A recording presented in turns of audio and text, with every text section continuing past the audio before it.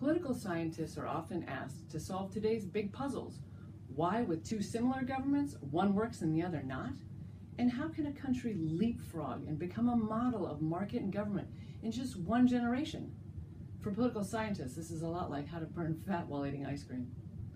My thesis is about how the Greek government, with good intentions, ran into roadblocks to get doctors' handwritten prescriptions online and visible to everybody.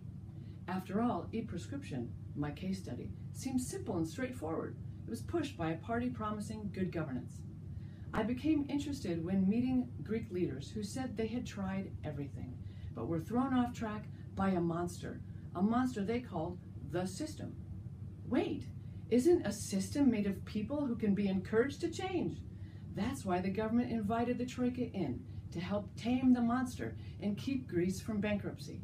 The Troika represents lenders in the form of the European Commission, the International Monetary Fund, and the EU Central Bank.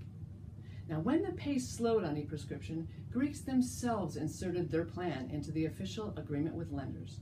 I traced the process to find where the timeline didn't go according to plan. I look at the way decisions happen traditionally, and in Greece, things happen via personal contacts only. And I looked at how the government used arguments of making the system more transparent to push the reform forward. I interviewed decision makers right up to the Prime Minister himself for evidence. The reform was all about giving patients good care, while stopping some doctors and pharmacists from prescribing unnecessary drugs to the tune of millions of euros. To get it right, you have to see precisely where the various steps of this timeline were not successful. Greece has well-known reform challenges, and it boils down to old ways of doing things that have become embedded in practice. On e-prescription, it was pharmacists refusing to engage in the dialogue, doctors taking the state to court claiming the plan is anti-constitutional, and a minister who promised a light-touch implementation just to get it agreed. Yet progress did happen, though not enough to reach ambition.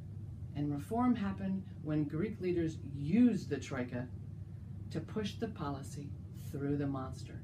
Most agree, without the Troika, this reform might never have happened.